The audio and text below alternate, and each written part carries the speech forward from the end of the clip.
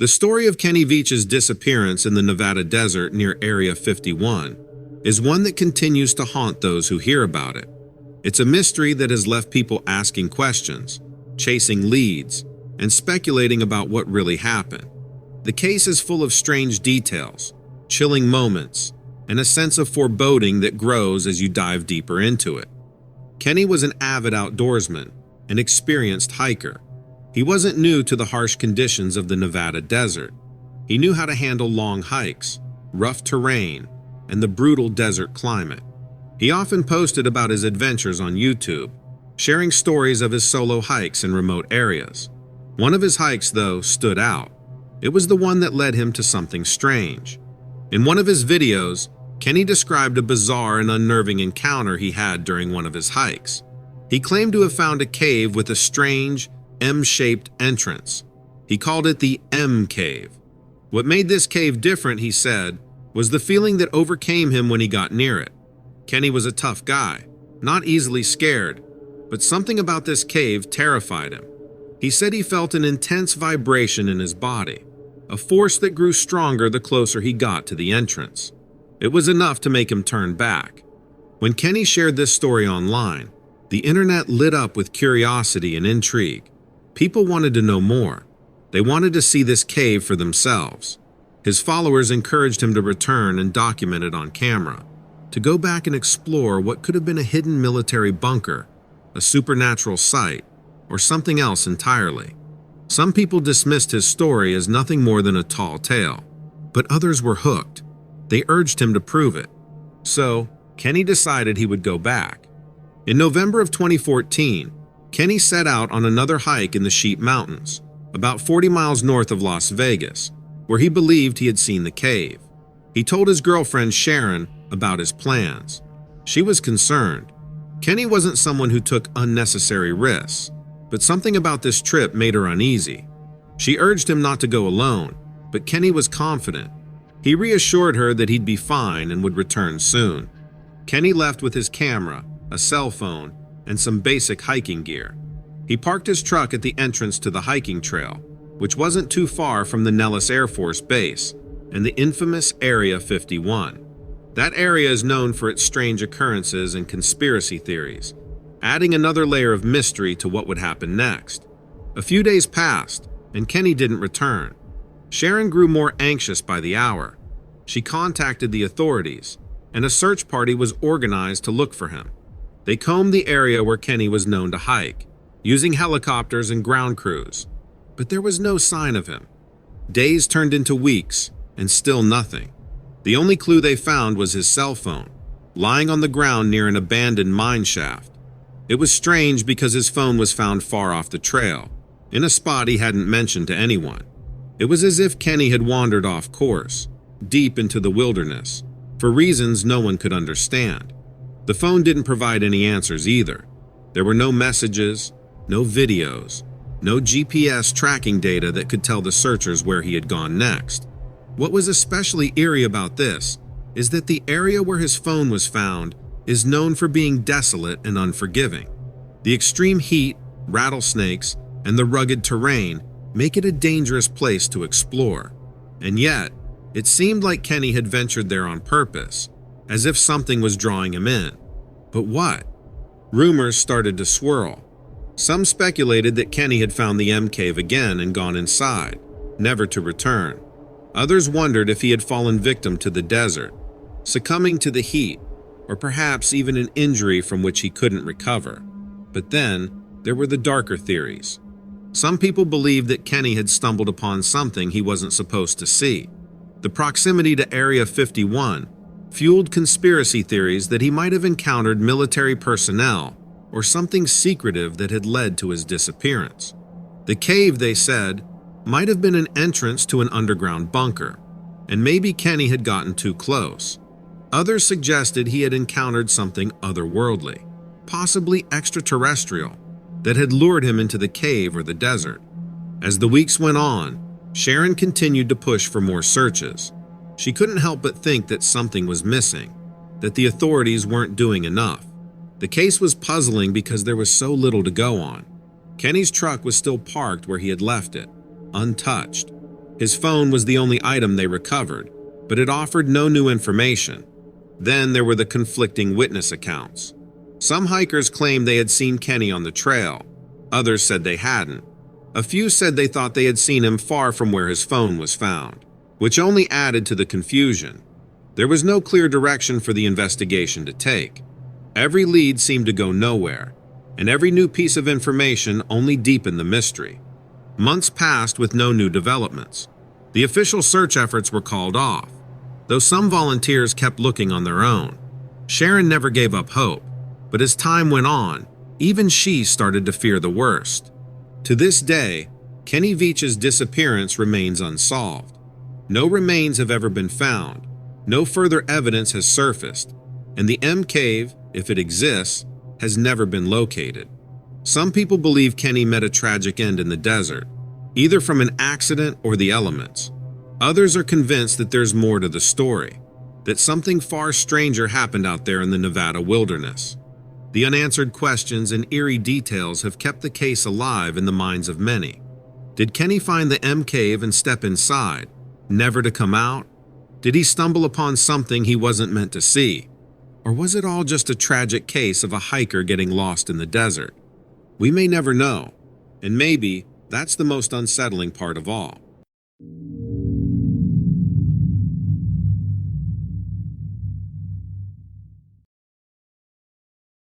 In the fall of 2018, the Lewis family took a trip to Yellowstone National Park.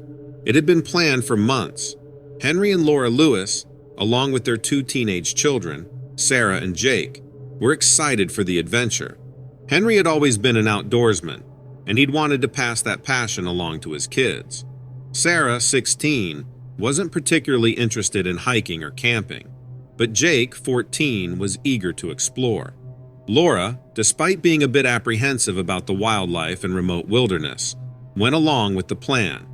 The Lewis family arrived at Yellowstone on a cool October afternoon, just as the park was entering its off-season. They set up at a designated campsite near a popular trailhead, planning to hike several trails over the next few days. Their first day was uneventful. They explored some easy trails, took pictures of the scenery, and spotted a few elk in the distance. That night, they sat around the campfire, enjoying the stars and the sounds of the wilderness. It was peaceful, and despite her initial reservations, Laura found herself relaxing.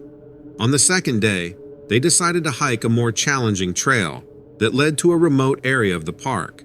It was about 10 miles round trip, but they planned to take it slow and enjoy the scenery. Jake was thrilled, constantly pointing out things he saw along the way. Fresh tracks, the call of a bird overhead, the way the trees seemed to close in as they ventured deeper into the forest. Sarah lagged behind, pulling out her phone and constantly checking her signal, clearly uninterested in the hike. She complained a few times, but her dad gently encouraged her to keep going, promising they'd reach a beautiful viewpoint soon. They made it to a clearing after a couple of hours, where the trail split in 2 directions. Henry pulled out the map and tried to decide which way to go. One path led to a secluded waterfall, while the other took them up a steep ridge with panoramic views of the park. Jake was eager to see the waterfall, so Henry agreed to head that way. But Sarah, already tired, didn't want to go any further. After a brief argument, she convinced her mom to take the other path and meet the boys back at the campsite later. It seemed like a simple plan: split up, explore a bit, and regroup later that afternoon. The boys headed off toward the waterfall, and Laura and Sarah began their climb up the ridge. But what happened after they separated would become the center of one of the most mysterious disappearances in the park's history.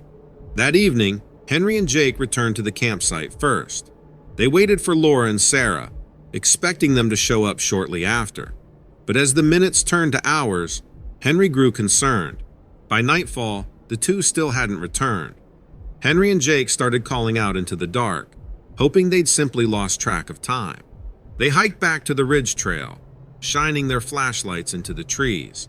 But there was no sign of Laura or Sarah. Panic set in as the night deepened.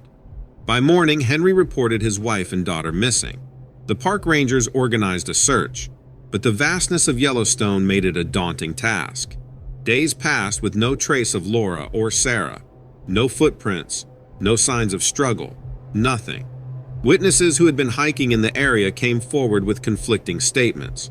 One couple claimed they'd seen a woman and a teenage girl walking toward a secluded area near the ridge, while another hiker reported hearing voices arguing, though they couldn't say for sure who it was. Then came a chilling development. As the search expanded, investigators found something disturbing near a remote trail, not far from the ridge. It was a piece of clothing, later confirmed to belong to Sarah.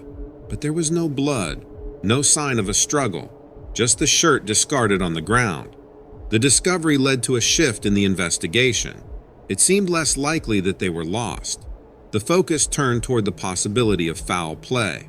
The idea of a serial killer operating within the park's boundaries began to circulate. After all, the vast wilderness could easily conceal someone with dark intentions, someone who knew how to disappear.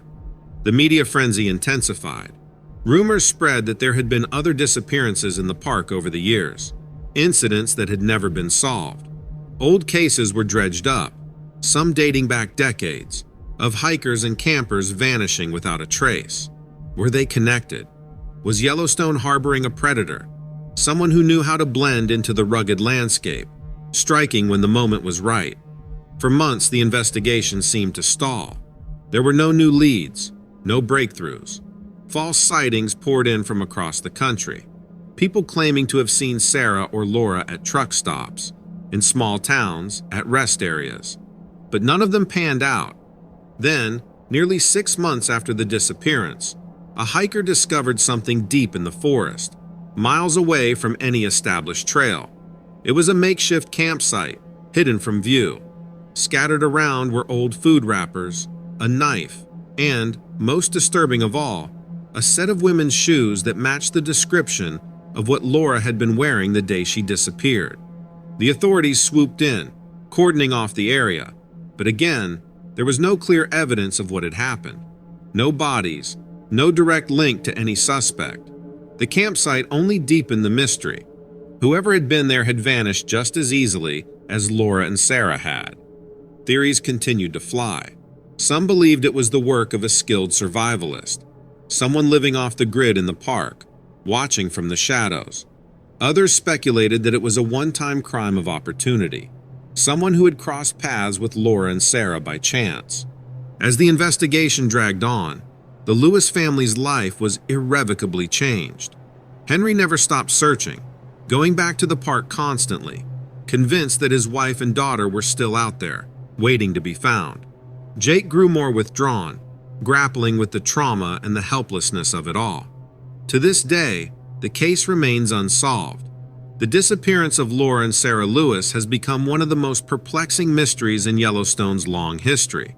Every so often, new tips come in, claims of sightings, strange clues, but nothing has ever led to a definitive answer.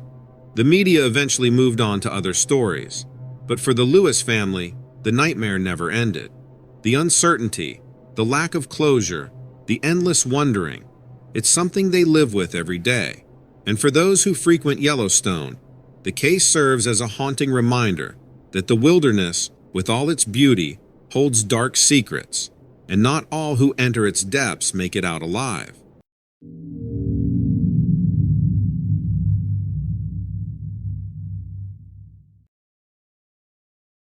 It was 2013, and I was driving through rural Kansas on an aimless afternoon drive to clear my head.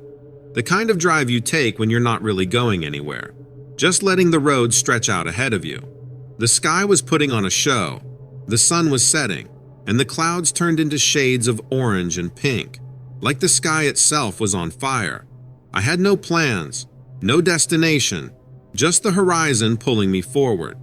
As I drove along this long, flat road, where it felt like you could go for miles without seeing another soul, I saw something that made me uneasy. There was a car pulled over on the side of the road up ahead. It wasn't the kind of place where you'd expect to find anyone, so it immediately caught my attention. There was a person in the driver's seat, and they were waving me down, leaning out of their window. My first thought was that maybe they needed help, maybe a flat tire or engine trouble. but something about the whole situation felt off. I couldn't quite place it, but you know that gut feeling that tells you something's not right. Still, I wasn't going to ignore them.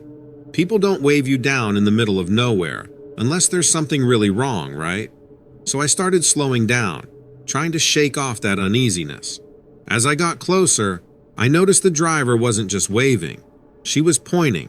She wasn't pointing at me, but towards something ahead of us on the road. I followed her gaze and squinted against the fading sunlight. That's when I saw it. At first, I thought it was a large dog.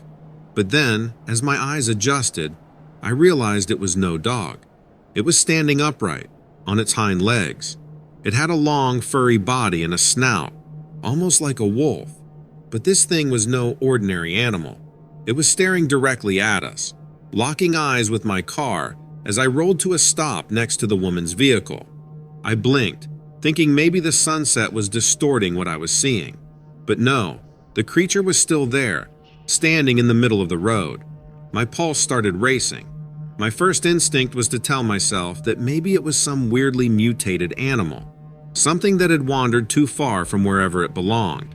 But deep down, I knew this wasn't normal. This wasn't something you see wandering through Kansas farmland. I inched closer, and that's when I noticed the creature's muscles tense. Its mouth opened wide, revealing sharp teeth, almost like it was sizing us up, ready to attack. I gripped the steering wheel tighter, my knuckles turning white. It felt like time slowed down. The space between my car and that thing seemed impossibly close, and I had no idea what to do. I kept thinking, how do I even defend myself if it comes at us? I glanced at the woman in the car next to me. She looked as terrified as I felt. I could see her hands shaking, even though she was trying to hold herself together. It was like we were frozen, caught between the urge to run and the fear of provoking this creature by moving. My heart was pounding so hard, I could hear it in my ears. Just when I thought it was going to make a move, the creature suddenly turned. With one swift motion, it sprinted off into the tall grass, its shadowy form disappearing into the darkness as the sun sank lower on the horizon. The whole thing couldn't have lasted more than a few seconds, but it felt like hours. I pulled my car over completely and got out, still shaking, and walked over to the woman. She stepped out of her car at the same time, and we just stood there staring at each other. No words came. What could we even say? We had both just seen something straight out of a nightmare, something that defied logic. It wasn't the kind of thing you talked about easily. Finally, she broke the silence. What was that?" she stammered. I didn't have an answer for her. "I don't know," I replied. "But whatever it was, I'm glad it's gone." We stood there for a moment longer, both of us too rattled to think straight. The open Kansas fields around us were quiet again, as if nothing had happened. But I knew that wasn't true. We had seen something we couldn't explain, and something we would both remember for the rest of our lives. Before we parted ways, we exchanged a few more words, mostly just checking in on each other, making sure we were both okay to drive. Neither of us wanted to stay out there any longer than we had to. I felt like we should have exchanged numbers or something. But at that moment, all I could think about was getting out of there. For the next few days, I tried to wrap my head around what I had seen. I couldn't shake the image of that creature standing there, looking at me with those dark eyes, like it was sizing me up, deciding whether or not to attack. I started wondering if I'd been hallucinating, or maybe if I'd watched one too many horror movies. But I knew better. The fear I felt was real, and I hadn't imagined that woman's reaction either. I kept thinking about her. Who was she? Did she tell anyone about what we saw? I thought about tracking her down, but how?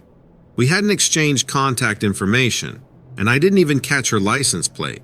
It felt like we had shared something strange and terrifying. But now we were just two strangers who happened to cross paths in the middle of nowhere. In the weeks that followed, I scoured the internet for any stories about strange creatures sighted in Kansas. I found a few local legends, tales of strange wolf-like beings roaming the plains at dusk, but nothing that explained what I saw. It wasn't comforting. If anything, it only made things worse. Like maybe this thing had been out there for years, only rarely seen but always lurking. It's been years now, but I still think about that night. I don't drive those country roads alone anymore, especially not around sunset. There's a part of me that wonders if it's still out there, waiting, watching. Maybe it's just as afraid of us as we were of it. Or maybe it was only waiting for the right moment. If you're ever out on a quiet road and you see a car pulled over, waving you down, be careful. You never know what might be waiting just up ahead, hidden in the shadows, ready to appear when you least expect it.